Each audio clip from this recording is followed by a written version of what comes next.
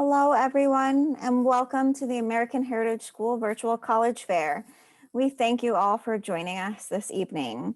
A few housekeeping announcements before we get started.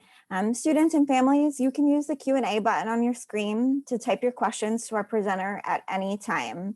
Your camera and microphone are turned off, so the panelists cannot see or hear you throughout the presentation.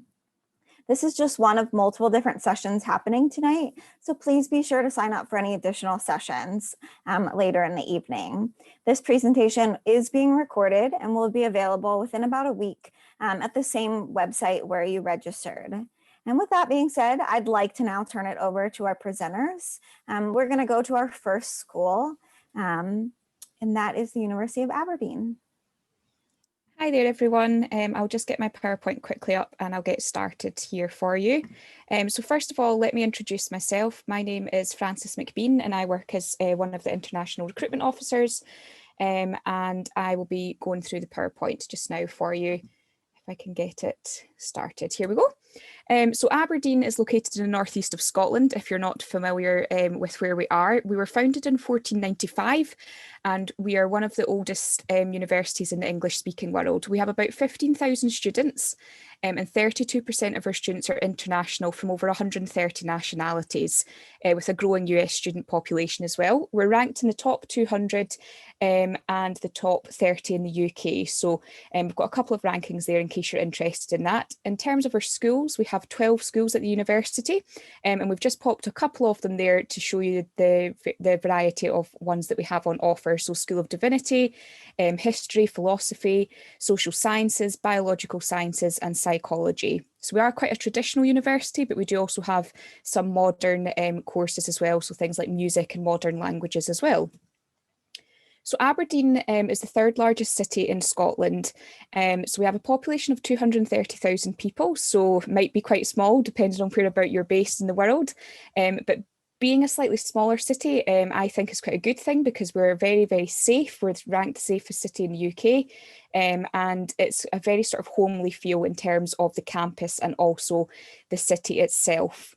The beach is just a 10-minute walk from the campus, which you'll be able to see in the top picture there in the city highlights. We've highlighted the campus and you can see how short it is to the beach itself. And we also have an international airport, which is about 15 minutes drive away from the campus itself. And this has flights from London, Amsterdam and Paris taking you further afield. So the campus itself is a very historic campus, as we were obviously founded in 1495, but we have got a lot of modern buildings on the campus as well. So we're located in the historic district of Old Aberdeen, which is about a 20-minute walk from the modern city centre. We also have our medical science campus, which is based at ARI, which is Aberdeen Royal Infirmary, which is the picture on the top here of the slide. And this has 4 research institutes. The picture at the bottom here is our Sir Duncan Rice Library, which was built in 2012. And it's a really stunning building. It's a great place for the students. There's a lot of individual study spaces, group project spaces, and also all of the sort of like facilities that you would need for your studying, and plenty of sort of relaxing spaces as well. So there's a nice cafe there, and we also have a museum inside the library as well. Our Sports Village and Aquatic Centre is just across the road from the main campus based in Old Aberdeen. And this was built as well just around about the same time as the library. So it's a really striking building and it's got Olympic standard diving boards and swimming pools inside and state-of-the-art gym and fitness equipment as well.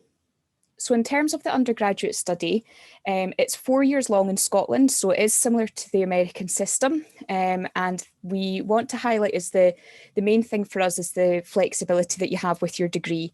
So your first and second year is when you choose your major, so the sort of topic that you want to study, but you do get to choose alongside it an additional 1 to 5 subjects. And this can be in any sort of area that you would like it to be.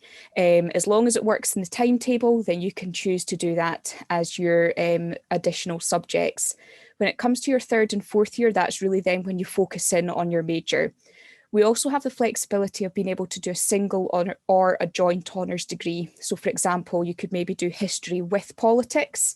So you're coming out with a joint honours degree there, which can be quite good when you're maybe thinking about your future career and having a few more opportunities there, and maybe opening a few more doors when it comes to looking for your job. In terms of the application process, you apply through Common App or UCAS. And we do also have just a wee note there in case you do have any questions regarding testing. Obviously with COVID at the moment, there's a few things that have changed, but you're more than welcome just to get in touch with us, and I'd be happy to answer them directly. So scholarships and funding, we have a couple of them highlighted just here. They are all on our website as well, which is a good place to look. But again, my email is at the end of the PowerPoint, so if you'd like to email me, because this might be something a wee bit more private that you would like to talk about, then you're welcome to do so. But just to highlight the North American Merit Scholarship and also the Finlay Walker Scholarship, and we've got FAFSA approved as well there. So it's just the highlights there, but any questions you can just message me in an email, or you can double check our website as well. So our student life and support is a really big thing for a lot of the universities. So it's just to highlight here that we have 55 student sports clubs and also over 100 different student societies. So no matter what you're interested in, whether it be something quite niche or quite quirky, then you're going to be able to do that at university. If you maybe have an interest in a particular type of music or a particular type of art, again, you can continue to sort of feed that creativity whilst you're studying at university. Our Hillhead Student Village is our accommodation block, and this is located just a 10-minute walk from the campus, and this has 24-hour security and support staff as well. So if you need something as simple as a light bulb needing changed in the kitchen, you can go and ask the staff there, or if you're just needing to talk to someone in confidence, you can do so there as well. We've got our AUSA, which is our Students' Society, so they have great social media social media platforms, so I would definitely recommend having a wee look there. And we've got a careers service which students have access to even after they've graduated, so you can get help for your maybe writing a CV, applying for a part-time job whilst you're at university, and even once you've graduated you can come back and make use of the careers service here. And this is the last slide here, just with my email address. So if you'd like to get in touch with me, then please feel free to do so. I'd be happy to help you. Thank you very much. Thank you so much. And we're going to go over to our next school, and that is going to be Clemson University.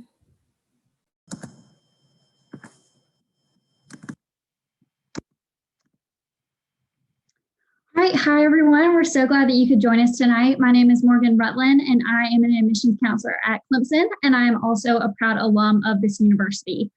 I want to kick us off with some admissions information, and then we will talk about just some general things about the university as well. Here on this first picture, you can see a big snapshot of our university. We are in Clemson, South Carolina, and what we refer to as the upstate, and it is more of a rural atmosphere for a college campus. Our campus is completely walkable, and you could get from one end of campus to the other in about 10 to 15 minutes. So here you can see our admissions dates and deadlines. They do stay the same every single year. So our application is always going to open on August 1st, and we don't participate in early action or early decision, but we do have a priority notification deadline.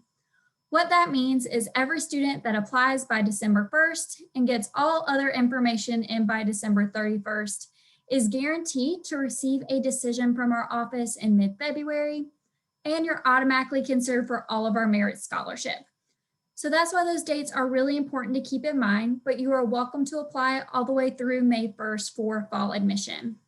And I do like to note that it is really common for the majority of our students not to hear back until February. The biggest bulk of decisions for Clemson was just released last week for our seniors, so it is a little later than you'll see some schools. So how do you apply to Clemson? We have a couple of different options, and we don't have a preference for one of these over the other. There's the Clemson specific application, and we are on the Coalition and the Common App as well. After you submit that application, you will want to submit official standardized test scores from the testing agency, and we do super score both SAT and ACT. This past year, we did have that test optional component similar to a lot of schools, but the university has not made an official decision on if we will remain test optional for next year. But as soon as we have that information, I promise we will update you right away. Lastly, the only other thing you have to submit is an official high school transcript from your school counselor. An application, test scores, and transcript are the only things you have to submit. However, we will gladly look at any other material you include with your application. So from all of that information, what are the major things we're looking for? Clemson uses a holistic review process, which means we're going to look at everything like I mentioned, but these are some of the top indicators for students' admission. So obviously, one of the top things we take into consideration is going to be your high school work. So from that transcript, looking at your GPA, class rank if it's offered, and then the rigor of courses based off what is offered at your high school. We like to see that a student is taking the initiative and challenging themselves with some honors, AP or IB, or dual enrollment, and we don't have a preference for any of those over the other. We'll take a look at those test scores like we talked about. We'll take a look at any of that additional material you include. So that could be letters of recommendation, a resume, different unique experiences that you have had that you want to include in the application.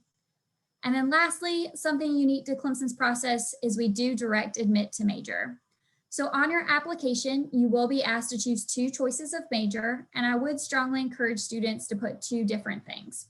For whatever reason, if we cannot admit you to your first choice, we can still review you for admission under that second choice of major. And here you can see a snapshot of what our freshman profile looks like. This is based off the students who are in their freshman year at Clemson right now. So we do have about 20,000 undergraduate students on our campus, and each year we enroll a freshman class of about 4,000 students. Here you can see the middle 50% for test scores. SAT is a 1260 to a 1410, and then ACT is going to be about a 28 to a 32. Now I want to transition into just some general information about Clemson. Here you can see a good snapshot of our academics. We have over 80 different majors and degree programs for students to choose from. And at the bottom here, you can see our 10 most popular majors. And while Clemson does fall on that medium to large size university, we do try to keep our class sizes as small as possible. So the average class size is going to be about 30 to 32. And that could be even smaller as you continue on and become an upperclassman in some of those major specific classes. We're also really thankful to have one of the top career services in the country, and they provide many different resources for our students. At Clemson, we strongly encourage every student to take that initiative and get that hands-on learning experience, whether that be through internships, co-ops, or study abroad. You also want to know that this college degree you are working so hard for is going to mean something when you transition into job searching and jumping into that job market. Clemson has a 96% employment rate, and what that means is 96% of Clemson graduates 6 months after graduation are either already employed or they're continuing their education in graduate school, medical school, things like that. And students coming from Clemson are slightly higher than the national average to be admitted into those programs like medical school and law school. We do also have an honors college, and it is a separate application process. So you'll want to apply to Clemson admissions first and then complete that honors college application. They do have some additional materials that are required, including a couple of essay questions, but typically students find out about the same time as they do for admission if they've been accepted to the honors college as well.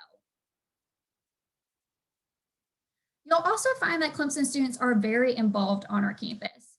We have over 550 clubs and organizations, including Greek life and club and intramural sports.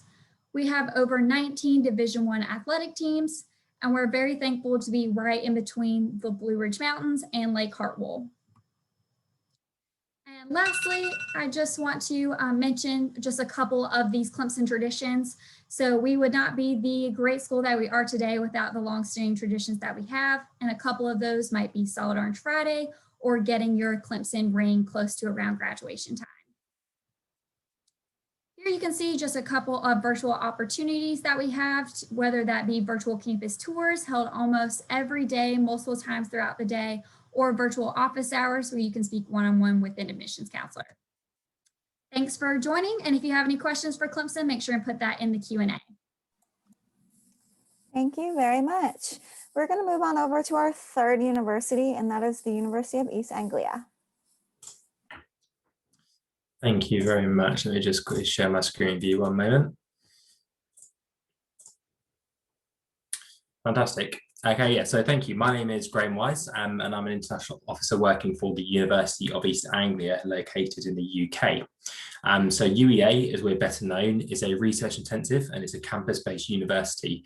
We are at UEA, we're home to just over 16,000 students, of which around 4,000 are international students. So it's a very multicultural and a very diverse and welcoming campus at UEA. So just to quickly highlight some of our key achievements, and I'm not going to spend a long time going through rankings because every university can go through rankings and talk about the areas where they're strongest, but just to quickly highlight to you here, UEA is ranked in the top 25 in the UK and in the top 200 in the world. So we're a very well respected university, both nationally, but also internationally as well. Just one other one to highlight to you here is the gold in the teaching excellence framework. So UEA was ranked gold for the quality of our teaching in the UK.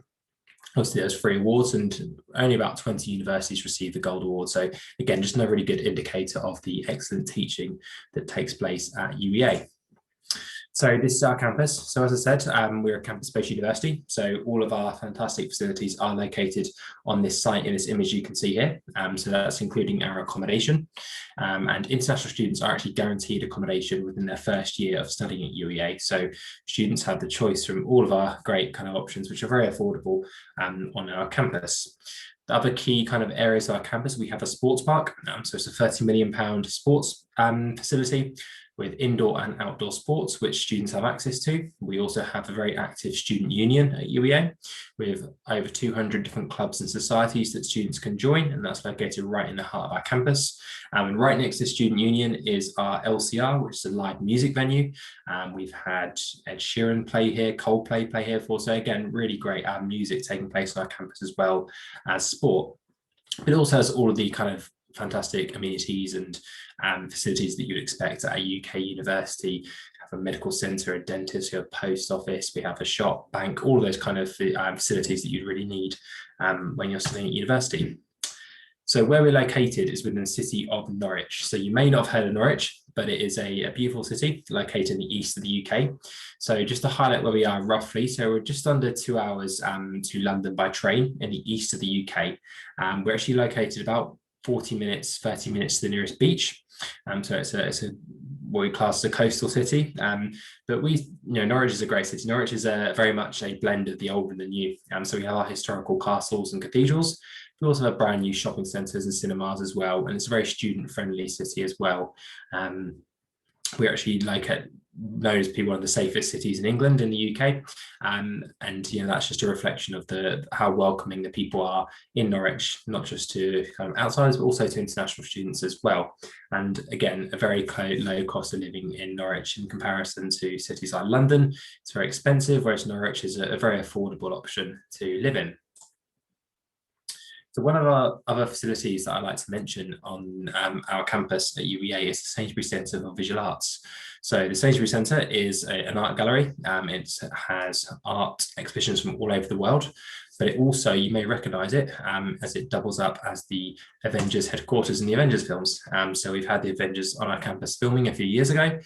So it's something I like to mention, and it's it's pretty cool to say that you may have studied at a university which is also the headquarters of the Avengers. So just to highlight a few less exciting things, but also much more important, is our entry requirements. And what I'd say with our entry requirements is that we operate very much a bespoke process. So if you were interested in applying and you weren't sure if you made the grades, the best thing you can do is to reach out to myself or one of my colleagues at UEA. We can go through that with you, no problem at all. But typically speaking, we look for IBs or A-levels, we look for the high school graduate diploma and AP exams. For APs, we look typically for 3 to 5 APs. Some subjects will require to take an interview, and all of our applications are made on UCAS. But any questions regarding entry requirements, please feel free to reach out to me. So just to briefly touch on our undergraduate programs, so at UEA, and typically speaking for most of the UK, they are 3 years in length. The only way they'd be longer is if you selected a year abroad or a placement year option. That would then make it 4 years, or if you were doing a program like medicine or pharmacy, which is slightly longer.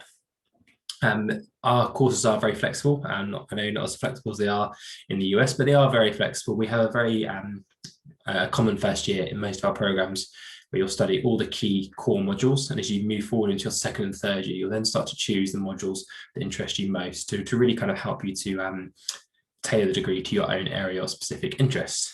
So as I said earlier, it's very affordable at UEA. Prices range per year for 3 years, around £17,000 to £21,000 per year, and with lots of kind of great scholarships available, which I'll briefly touch on shortly. We operate a blended learning approach of up to about 20 hours per week of contact time. So by contact time, we mean lectures, seminars, workshops and lab work, and the rest of the time is for independent study. So just to highlight a few little bits of information for you now. So we do have a very generous scholarship scheme for students in the US. So as well as having guaranteed scholarships, we also have an application-based scholarship for around £4,000 to £8,000 per year of study. Accommodation costs range roughly from about £80 to £160, and we are FAFSA accredited as well. So that's pretty much everything that I wanted to cover today. So if you had any questions, you can obviously email me. My email address is here, or feel free to send some messages in the chat, and I'll be more than happy to get back to you. But yeah, thank you very much. Thank you. We're going to move over to our fourth university, and that is Temple.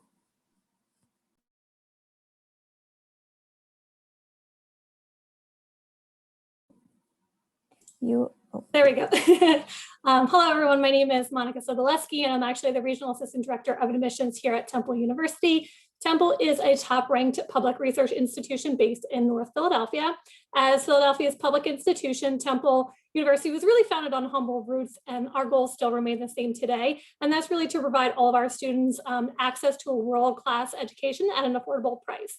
Temple is a national leader not only in education, but also research and healthcare as well.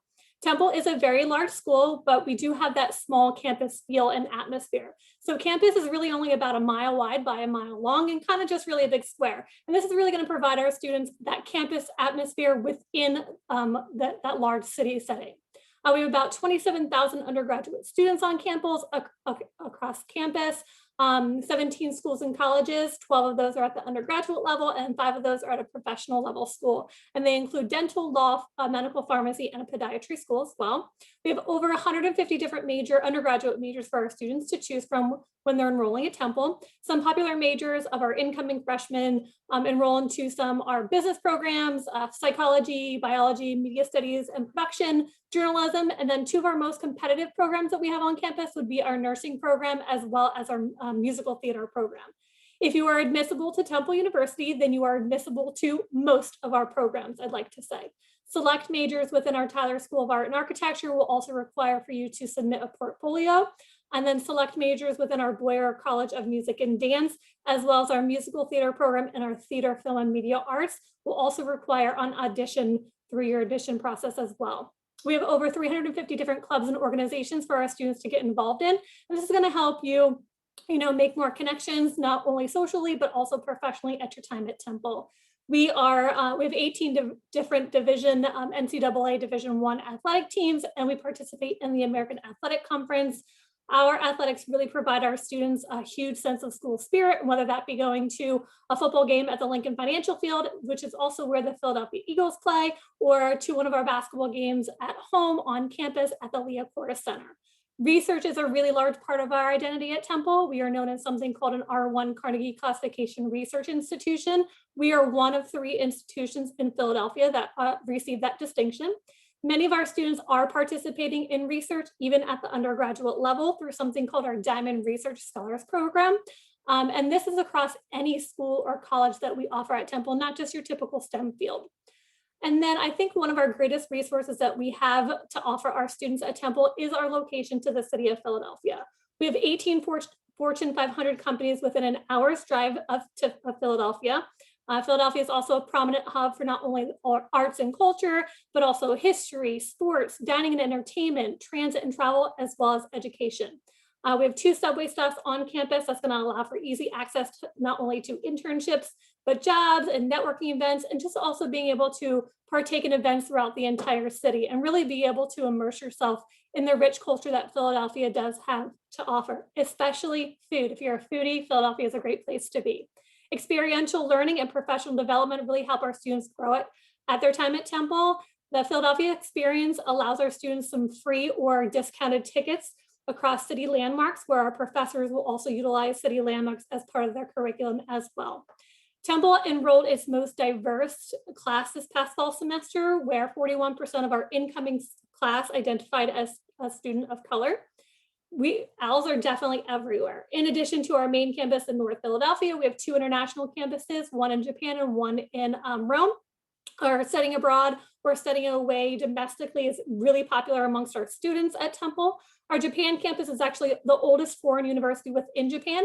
Students can actually spend all 4 years on our Japan campus and never step foot on our main campus in Philadelphia, or do that more traditional route of studying abroad for a semester or summer away. Then our Rome campus, we have a brand new first-year entry program, and that's where our students attend our Rome campus for the very first year and then transition back to our main campus in North Philadelphia to finish out the remainder of their degree.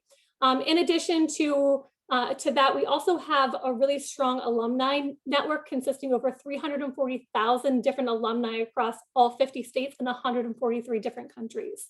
So Temple is a Common App exclusive school. We do have 2 deadlines. Our early action deadline is November 1st every year, and you will hear a decision no later than January 10th. And then our regular decision deadline is February 1st. If there are any seniors sitting here, we have extended that deadline to March 1st. Decisions for our regular decision are on a rolling basis, so you'll usually hear your decision about 6 to 8 weeks after you submit all your you've submitted your application. The required items for a completed application to Temple University are the common application. This is also including and determining if you're going to apply with your test scores or if you're going to apply test optional. We've been test optional since 2015, and we will continue to do so. The second thing would be self-reporting your transcript. You will complete your self-reported transcript on your TO portal account that you will create after you have submitted your application through the Common App. You will get an email from us asking you to go ahead and create that account. That is where you will self-report your transcript. And once you've completed that, then your application to Temple is fully completed. And then the last thing would be your application fee, unless you qualify for a fee waiver. So a first-year student that is applying to Temple on average has a profile of a 3.4 GPA. I'm not sure why this stopped. Has an average profile of a 3.48 GPA. Those that have submitted test scores, 1206 for SAT, 27 for ACT. We super score SAT, but not ACT. So once you apply, you're automatically considered for 3 things: merit scholarship, acceptance, as well as the honors program. If you see Temple University potentially being the right fit for you, I definitely encourage you to visit campus or register for one of our campus tours. If you have any questions, definitely drop your question in our Q&A. It was nice to meet you all. Thank you very much, Monica. And we are going to go over to our last college of the night, and that is Mount Holyoke. Thank you. All right, share my screen. Okay. All right. Hi, everybody. My name is Lakia Newland, and I use she, her pronouns, and I serve as Dean of Admission at Mount Holyoke College. I'm also the first reader for all applications from the state of Florida and from the nation of Kenya. Mount Holyoke is located in South Hadley, Massachusetts, and was founded in 1837 as the first of the 7 sisters, or the then equivalent to the all-male Ivy League. In 1915, Mount Holyoke gathered with 3 other women's colleges, Smith, Vassar, and Wellesley, to have a discussion about promoting high-quality women's education that would be equal to what was offered to men. This group expanded in 1926 when Barnard, Bryn Mawr, and Radcliffe were invited to participate, and thus the 7 sisters were formed, a group of elite women's-only colleges parallel to their male Ivy League counterparts. In 1969, Vassar became a co-educational institution, and by 1999, Radcliffe was absorbed by Harvard University. The remaining sisters include Barnard in New York, Bryn Mawr in Pennsylvania, Smith just down the road from us in Northampton, and Wellesley on the eastern side of Massachusetts. Did you know that just 2% of women graduate from women's colleges, but 20% of women in US Congress and 30% of Business Week's list of rising women attended a women's college? Mount Holyoke, for example, graduates the greatest number of women who go on to earn doctorates in STEM fields, and that's of all colleges and universities, not just women's colleges. The Princeton Review ranks our faculty as the best in the nation, and we agree. We think our faculty are also awesome and that they're a huge part of what makes academics so excellent at Mount Holyoke. So let me tell you a little bit more about us. We have about 2,200 undergraduate students, a 9-to-1 student to teacher ratio, and an average classroom size of about 20 students. There goes my son. More than 85% of the classes you take at Mount Holyoke will have fewer than 20 students, and about 11% will have fewer than 10. 36% of our students major in the STEM fields, 36% in the social sciences, and 28% in the humanities. As you can see, we have 48 majors, including self-design, and about a third of our students will double major. And you have a list of our most popular as well. So some things that make Mount Holyoke unique, first and foremost, will be our spirit of engagement. Mount Holyoke has lots to do. I guarantee you that you will be busy when you aren't in class. But the best part about our club and organization system, similar to what you just heard about majors and minors, is that if we don't have a club or an organization you want, you can create your own. So we have over 100 registered clubs and orgs, 14 varsity sports, a golf course, and a nationally ranked equestrian facility. In addition to academic excellence and a spirit of engagement, Mount Holyoke is diverse, global, and inclusive. 26% of our domestic students are people of color. 17% of our students are first in their family to go on to college, and 45 states are represented among that student body, that domestic student body. 28% of our students are international, and they represent 69 countries from all over the world. Mount Holyoke has the most liberal of the admission policies among the remaining 7 sister schools. We accept applications from students who identify as female, non-binary, and or transgender male or female. If you can't remember all of that, just remember that the only students we don't admit are men who were assigned male at birth and still identify as male now. So another unique thing about Mount Holyoke is that we are part of a 5-college consortium. The power of 5 is something that I think makes our partnership with the other schools really special because it allows for enhanced mobility between the campuses for every student, staff, and faculty member. We have 30,000 students in the consortium, over 6,000 classes available to you each semester. So good luck picking just the 4 you need to take every semester. Over 60 languages available at the 5-College Center for the Study of World Languages, and 15 certificate programs. Certificates serve as a minor, so they typically require 5 classes to complete, but the catch here is you're going to take classes off campus. So it's a great way to get out and about if you want to experience some of the other schools. And you can see right on your screen a list of the schools with which we partner: Amherst College, Hampshire College, the University of Massachusetts, Amherst, and Smith College. Smith is the other women's college in the consortium. And the great part about this is that you have a free bus system that gets you to each of these campuses. So outcomes, what do you get when you graduate from Mount Holyoke? Within 10 years, 75% of our students pursue advanced studies.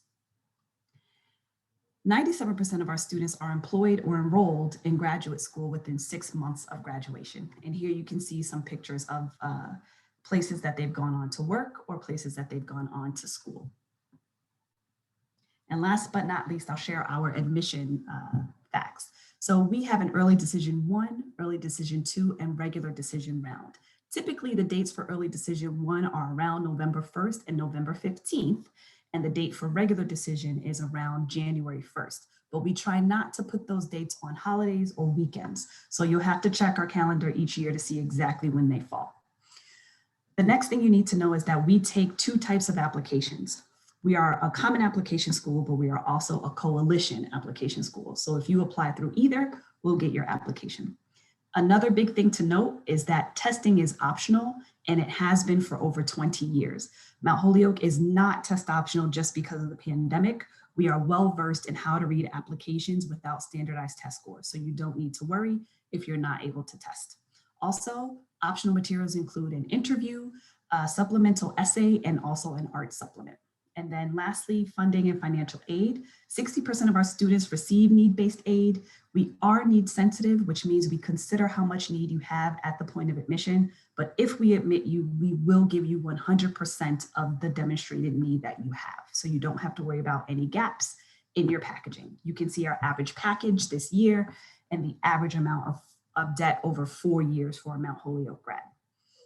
Again, all students are considered for merit scholarship at the time that they apply, and they don't need to submit a separate application. So now I think we're at the point of questions. Thank you very much. Now that you've heard from all 5 of our schools, we're going to take just a quick few minutes before we wrap the session up and invite all of our panelists to join me again. And I'm going to pose a question or two and let them go in order that they presented and give you guys some cool information and tidbits on the college admission process. So the first question I'm going to pose to you guys, and feel free to answer in the order you presented, is what advice would you give someone going through the college search process?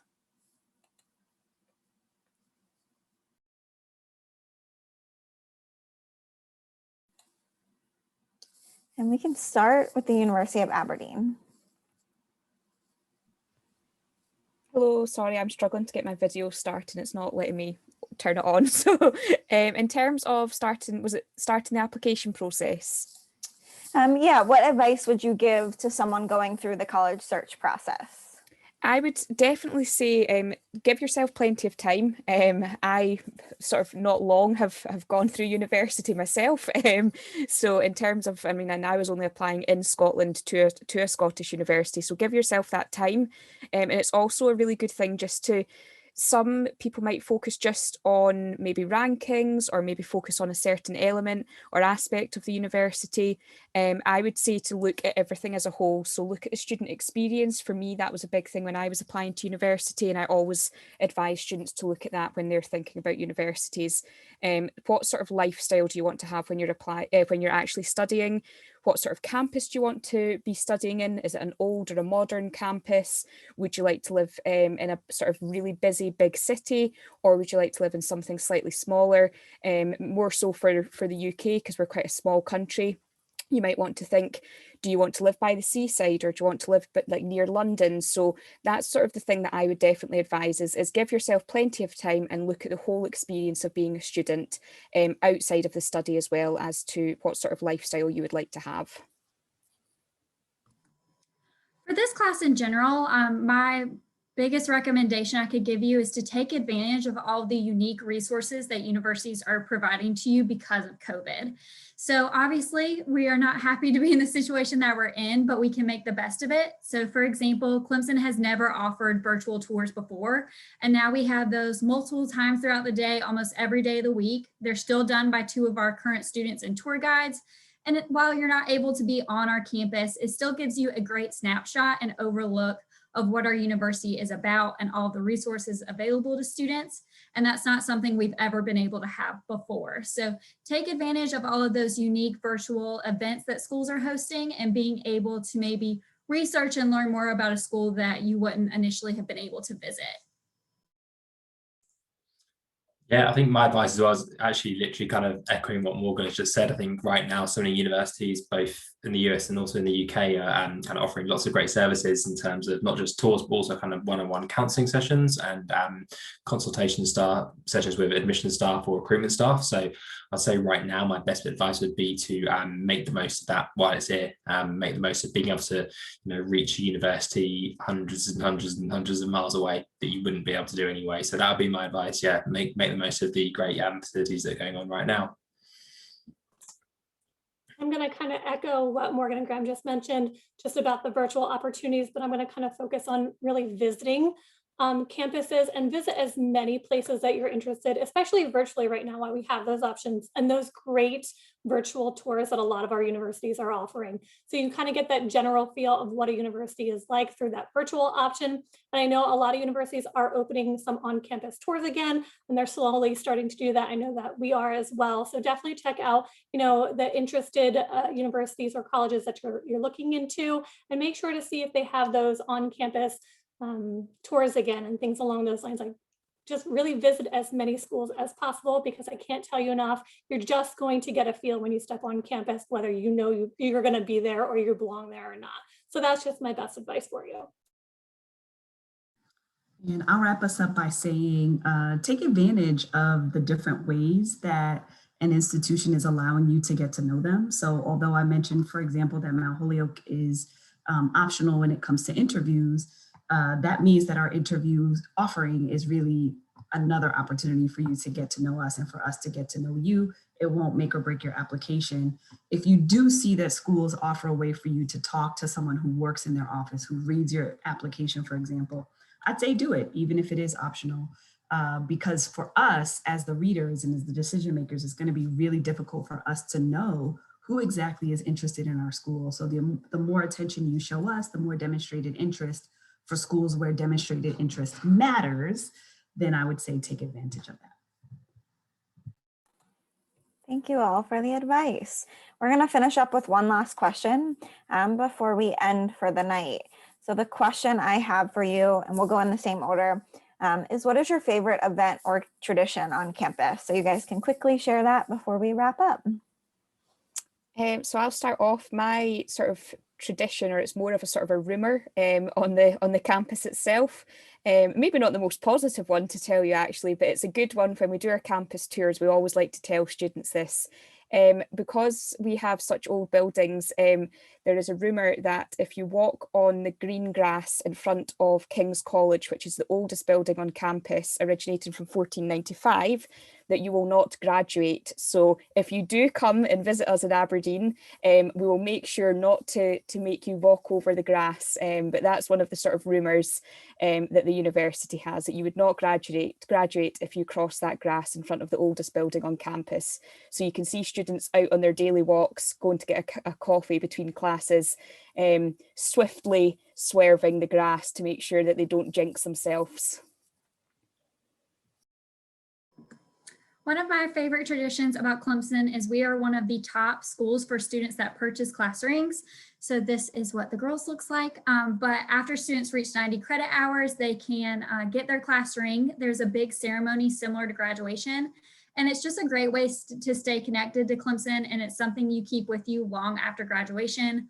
A great story I always like to tell is I had a friend who went to Italy on vacation. She stopped another fellow tourist and was like, hey, can you take a picture of my friends and I?